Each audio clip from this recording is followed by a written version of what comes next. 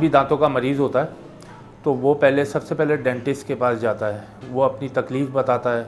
उसमें तकलीफ़ में बहुत सारे मसले मसाइल होते हैं कि किसी के दांत में दर्द है तो अगर हिल भी रहा होता है तो वो निकालने की कोशिश करता है। डॉक्टर के निकलवा दें तो आराम आ जाएगा। और उसके बाद जो है वो अगर होता है तो उसका एक छोटा सा ऑपरेशन होता है जिसको रूट कैनाल कहा जाता है। तो वो रूट कैनाल करने के बाद उसकी तकलीफ़ दूर हो सकती है। और उसके बाद एक प्रोसेस होता है जो कि क्राउन ब्रिज का होता है, जो कि फिक्स दांत जैसे आपके जो निकले हुए दांत होते हैं उसको दोबारा से प्रोसेस करने के लिए, पूरे दांत मुकम्मल करने के लिए उसमें पत्थर के दांत कहलाते हैं, वो पोर्सलीन होती है।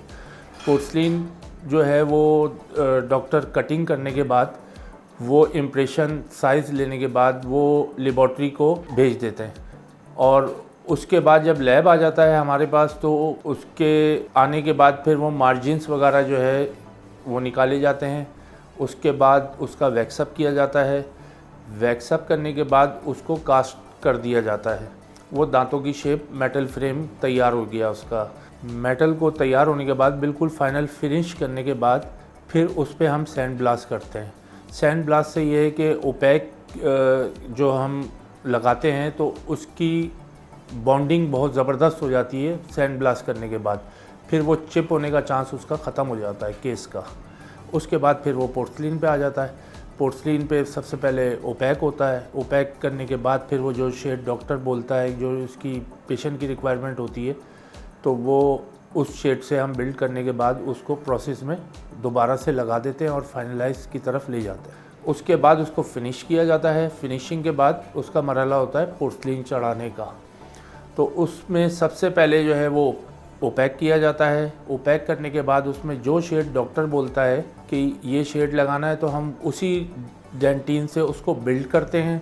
और फिर उसको फिनिशिंग के बाद तैयार करने के बाद मुकम्मल उसको, या तो अगर बड़ा ब्रिज होता है तो उसको ट्रायल दे देते हैं ताकि पेशेंट को बाद में कोई प्रॉब्लम ना हो कि कहीं गैप आ रहा है, खाना फंस रहा है, इस तरीके से। मतलब उसको फिर ट्रायल करने के बाद जब वो आता है, डॉक्टर ओके करता है, तो फिर हम उसको फाइनल ग्लेस कर देते हैं, फाइनल पॉलिश कर देते हैं उसको। उसके बाद वो डिलीवर कर दिया जाता है। और इसमें जो काम होता है वो मुख्तलिफ़ बर्ड्स हमारे इस्तेमाल में होते हैं लेबॉर्ट्री के, जिनसे हम मुख्तलिफ़ बर्ड्स से काम लेते हैं। वो अब ज़ाहिरी सी बात है कि वो हमारा मतलब एक टेक्निकल काम है, वो इतनी तफसील से मैं बता नहीं सकता क्योंकि बहुत सारे इसमें बर्ड्स यूज़ होते हैं, डिस्क होती है। तो इस तरीके से वो फाइनलाइज करते हैं हम लोग केस को, और वो फिर डॉक्टर को डिलीवर कर दिया जाता है हमारी तरफ से लेबॉर्ट्री।